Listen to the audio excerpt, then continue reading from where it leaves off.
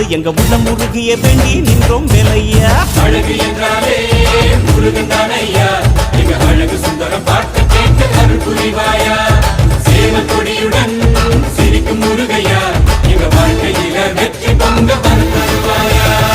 ஆறுபட வீடு கொண்ட முருகனுக்கு அரோகரா, அப்பானுக்கு பாடம் சொன்ன சுப்பனுக்கு அரோகரவும் பேர சொல்லி இந்த ஊரே வந்தோம் உன்னை தேடி வந்து எங்க உள்ளம் முருகிய வேண்டி நின்றோம் வேலை.